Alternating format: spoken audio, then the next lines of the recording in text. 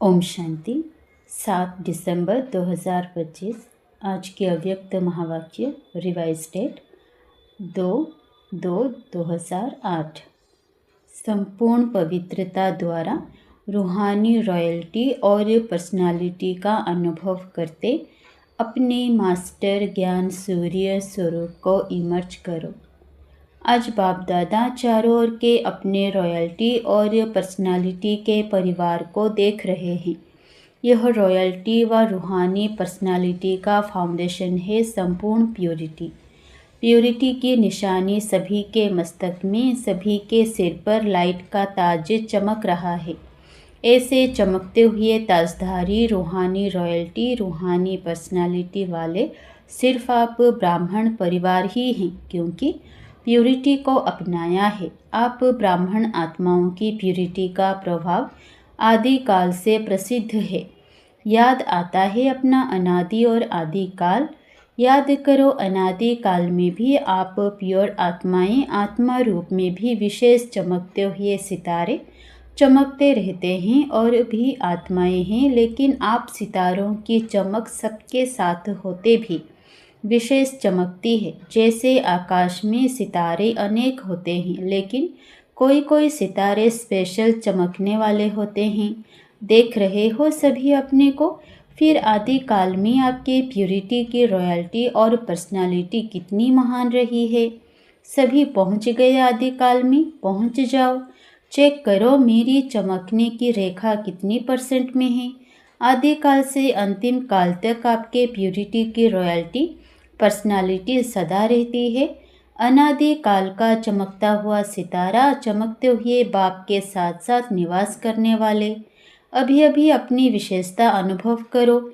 पहुंच गए सब अनादि काल में।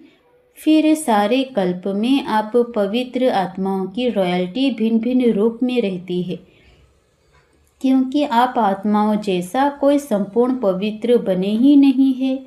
पवित्रता का जन्मसिद्ध अधिकार आप विशेष आत्माओं को बाप द्वारा प्राप्त है। अभी आदि काल में आ जाओ। अनादि काल भी देखा, अब आदि काल में आपके पवित्रता की रॉयल्टी का स्वरूप कितना महान है।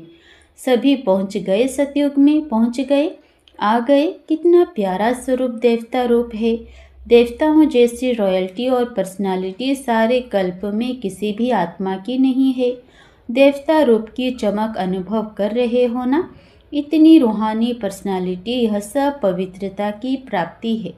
अभी देवता रूप का अनुभव करते मध्यकाल में आ जाओ। आ गए। आना अनुभव करना सहज है ना। तो मध्यकाल में भी देखो, आपके भक्त आप पूज्य आत्माओं की पूजा करते हैं, चित्र बनाते हैं। कितने रॉयल्टी के चित्र बनाते और कितनी रॉयल्टी से पूजा करते। अपना पूज्य चित्र सामने आ गया ना। चित्र तो धर्मात्माओं के भी बनते हैं, धर्म पिताओं के भी बनते हैं, अभिनेताओं के भी बनते हैं, लेकिन आपके चित्र की रूहानियत और विधि पूर्वक पूजा में फर्क होता है। तो अपना पूज्य स्वरूप सामने आ गया। अच्छा, फिर आओ अंतकाल संगम पर। यह रूहानी ड्रिल कर रहे हो ना। चक्कर लगाओ और अपनी प्योरिटी का, अपनी विशेष प्राप्ति का अनुभव करो। अब अंतिम काल संगम पर आप ब्राह्मण आत्माओं का, परमात्मा पालना का, परमात्मा प्यार का, परमात्मा पढ़ाई का भाग्य आप कोटों में कोई आत्माओं को ही मिलता है। परमात्मा की डायरेक्ट रचना, पहली रचना आप पवित्र आत्माओं को ही प्राप्त होती है, जिससे आप ब्राह्मण ही विश्व की आत्माओं को भी मुक्ति का वर्षा बाप से दिलाते हो। तो यह सारे चक्कर में अनादि काल, आदि काल, मध्य काल और अंतिम काल, सारे चक्र में इतनी श्रेष्ठ प्राप्ति का आधार पवित्रता है। सारा चक्कर लगाया। अभी अपने को चेक करो, अपने को देखो। देखने का आईना है ना। अपने को देखने का आईना है। जिसको है वो हाथ उठाओ। आईना है, क्लियर है आईना। तो आईने में देखो मेरी पवित्रता का कितना % है। पवित्रता सिर्फ ब्रह्मचर्य नहीं, लेकिन ब्रह्मचारी, मन वचन कर्म, संबंध संपर्क सब में पवित्रता है। कितनी % में है। % निकालना आता है ना। टीचर्स को आती है, पांडवों को आती है। अच्छा, होशियार हो। माताओं को आती है माताओं को। अच्छा, पवित्रता की परख वृत्ति, दृष्टि और कृति तीनों में चेक करो। संपूर्ण पवित्रता की जो वृत्ति होगी वह बुद्धि में आ गई ना। सोचो, संपूर्ण पवित्रता की वृत्ति अर्थात हर आत्मा के प्रति शुभ भावना, शुभ कामना अनुभवी होना। और दृष्टि क्या होगी? हर आत्मा को आत्मा रूप में देखना, आत्मिक स्मृति से बोलना चलना। शॉर्ट में सुना रहे हैं, डिटेल तो आप भाषण कर सकते हैं। और कृति अर्थात कर्म में सुख लेना, सुख देना। यह चेक करो, मेरी वृत्ति, दृष्टि, कृति इसी प्रमाण है। सुख लेना, दुख नहीं लेना। तो चेक करो, कभी दुख तो नहीं ले लेते हो? कभी कभी थोड़ा थोड़ा दुख देने वाले भी तो होते हैं ना। मानो वह दुख देता है तो क्या आपको उसको फॉलो करना है? फॉलो करना है कि नहीं? फॉलो किसको करना है? दुख देने वाले को या बाप को? बाप ने, ब्रह्मा बाप ने निराकार की तो बात है ही, लेकिन ब्रह्मा बाप ने किसी बच्चे का दुख लिया, सुख दिया और सुख लिया। फॉलो फादर है या कभी कभी लेना ही पड़ता है। नाम ही है दुख। जब दुख देते हैं, इंसल्ट करते हैं तो जानते हो कि यह खराब चीज़ है। कोई आपकी इंसल्ट करता है तो उसको आप अच्छा समझते हो? खराब समझते हो ना। तो वह आपको दुख देता है या इंसल्ट करता है तो खराब चीज़ अगर आपको कोई देता है तो आप लेते हो? ले लेते हो थोड़े समय के लिए, ज़्यादा समय नहीं, थोड़ा समय। खराब चीज़ लेनी होती है क्या? तो दुख या इंसल्ट लेते क्यों हो? अर्थात मन में फीलिंग के रूप में रखते क्यों हो? तो अपने से पूछो, हम दुख लेते हैं या दुख को परिवर्तन के रूप में देखते हैं? क्या समझते हो? दुख लेना राइट है राइट? मधुबन वाले राइट है? थोड़ा थोड़ा ले लेना चाहिए। दुख ले लेना चाहिए ना? नहीं लेना चाहिए, लेकिन ले लेते हो, गलती से ले लेते हो। यदि दुख ही फीलिंग की आ गई तो परेशान कौन होगा? मन में किचड़ा रखा तो परेशान कौन होगा? जहाँ किचड़ा होगा वहाँ ही परेशान होंगे ना। तो उस समय अपनी रॉयल्टी और पर्सनालिटी को सामने लाओ और अपने को किस स्वरूप में देखो। जानते हो आपका क्या टाइटल है? आपका टाइटल है सहनशीलता की देवी, सहनशीलता का देव। तो आप कौन हो? सहनशीलता की देवियाँ हो? सहनशीलता के देव हो या नहीं? कभी कभी हो जाते हैं। अपना पोजीशन याद करो, स्वमान याद करो, मैं कौन, यह स्मृति में लाओ। सारे कल्प के विशेष स्वरूप की स्मृति को लाओ। स्मृति तो आती है ना।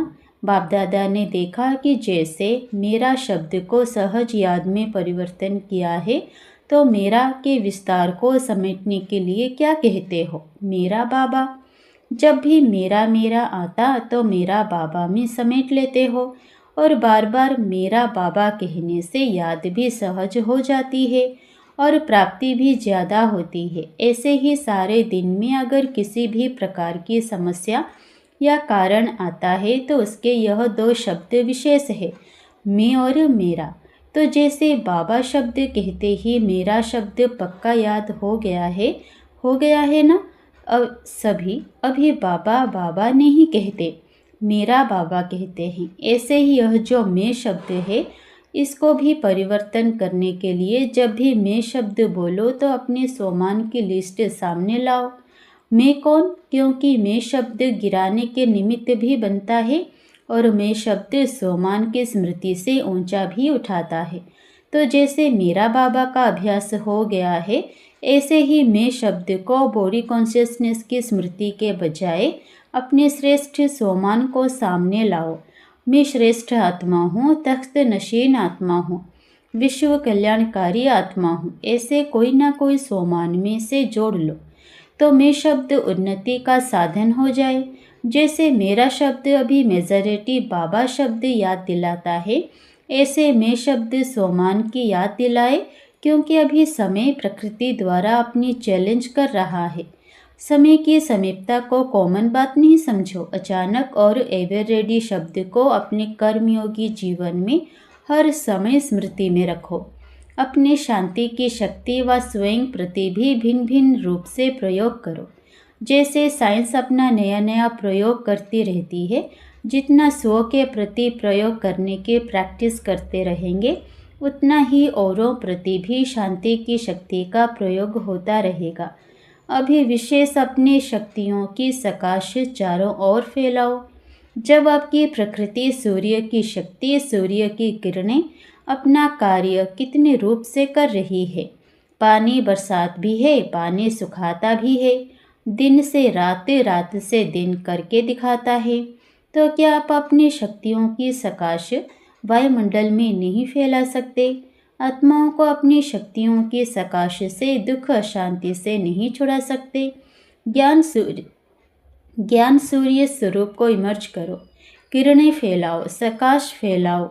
जैसे स्थापना के आदि काल में बाप दादा के तरफ से अनेक आत्माओं को सुख शांति की सकाश मिलने का घर बैठे अनुभव हुआ, संकल्प मिला, जाओ। ऐसे अब आप मास्टर ज्ञान सूर्य बच्चों द्वारा सुख शांति की लहर फैलाने की अनुभूति होनी चाहिए, लेकिन वह तब होगी। इसका साधन है मन की एकाग्रता, याद की एकाग्रता। एकाग्रता की शक्ति को स्वयं में बढ़ाओ। जब चाहो, जैसे चाहो, जब तक चाहो तब तक मन को एकाग्र कर सको। अभी मास्टर ज्ञान सूर्य के स्वरूप को इमर्ज करो और शक्तियों की किरणें सकाश फैलाओ। बाप दादा ने सुना और खुश है कि बच्चे सेवा के उमंग उत्साह में जगह जगह पर सेवा अच्छी कर रहे हैं। बाप दादा के पास से सेवा के समाचार सब तरफ के अच्छे अच्छे पहुँचे हैं। चाहे प्रदर्शनी करते हैं, चाहे समाचार पत्रों द्वारा, टीवी द्वारा संदेश देने का कार्य बढ़ाते जाते हैं। संदेश भी पहुंचता है, संदेश अच्छा पहुंचा रहे हो। गांव में भी जहां रहा हुआ है, हर एक जोन अच्छा अपनी अपनी एरिया को बढ़ा रहा है। अखबारों द्वारा, टीवी द्वारा, भिन्न भिन्न साधनों द्वारा उमंग उत्साह से कर रहे हो। उसके सब करने वाले बच्चों को बाप दादा बहुत स्नेहयुक्त दुआओं भरी मुबारक दे रहे हैं। लेकिन अभी संदेश देने में तो अच्छा उमंग उत्साह है, और चारों ओर ब्रह्मा कुमारी क्या है, बहुत अच्छा शक्तिशाली कार्य कर रही हैं। यह भी आवाज़ अच्छा फैला रहे हैं और बढ़ता जा रहा है। लेकिन सुनाए क्या? सुनाए लेकिन ब्रह्मा कुमारियों का बाबा कितना अच्छा है। वह आवाज़ अभी बढ़ना चाहिए। ब्रह्मा कुमारियाँ अच्छा काम कर रही हैं, लेकिन कराने वाला कौन है? अभी यह प्रत्यक्षता आनी चाहिए। बाप आया है, यह समाचार मन तक पहुंचना चाहिए। इसका प्लान बनाओ। बाप दादा से बच्चों ने प्रश्न पूछा कि वारिस या माइक किसको कहें। माइक निकले भी हैं, लेकिन बाप दादा माइक अभी के समय अनुसार ऐसा चाहते हैं, यह आवश्यक है जिसके आवाज़ की महानता हो। अगर साधारण बाबा शब्द बोल भी देते हैं, अच्छा करते हैं, इतने तक भी लाया है तो बाप दादा मुबारक देते हैं। लेकिन अभी ऐसे माइक चाहिए जिनके आवाज़ की भी लोगों तक वैल्यू हो, ऐसे प्रसिद्ध हो। प्रसिद्ध का मतलब यह नहीं कि श्रेष्ठ मर्तबे वाला हो, लेकिन उसका आवाज़ सुनकर समझें कि यह कहने वाला जो कहता है इसकी आवाज़ में वैल्यू है। अगर यह अनुभव से कहता है तो उसकी वैल्यू हो। जैसे माइक तो बहुत होते हैं, लेकिन माइक भी कोई पावर वाला कितना होता है, कोई कितना होता है। ऐसे ही ऐसा माइक ढूंढो जिसकी आवाज़ में शक्ति हो, उसकी आवाज़ को सुनकर समझ में आवे कि यह अनुभव करके आया है तो अवश्य कोई बात है। लेकिन फिर भी वर्तमान समय हर जोन, हर वर्ग में माइक निकले ज़रूर हैं। बाप दादा यह नहीं कहते कि सेवा की प्रत्यक्ष रिजल्ट नहीं निकली है, लेकिन अभी समय कम है और सेवा के महत्व वाली आत्माएं अभी निमित्त बनानी पड़ेगी, जिसकी आवाज़ की वैल्यू हो। मर्तबा भले नहीं हो, लेकिन उनकी प्रैक्टिकल लाइफ और प्रैक्टिकल अनुभव की अथॉरिटी हो, उनके बोल में अनुभव की अथॉरिटी हो। समझा कैसा माइक चाहिए? वारिस को तो जानते ही हो, जिसके हर श्वास में, हर कदम में बाप और कर्तव्य और साथ साथ मन वचन कर्म तन मन धन सब में बाबा और यज्ञ समाया हुआ हो, बेहद की सेवा समाई हुई हो, शकाश देने की समर्थी हो। अच्छा, अभी 1 सेकंड में 1 सेकंड हुआ। 1 सेकंड में सारी सभा जो भी जहाँ है वहाँ मन को एक ही संकल्प में स्थित करो। बाप और मैं परमधाम में अनादि ज्योतिर्बिंदु स्वरूप हूँ।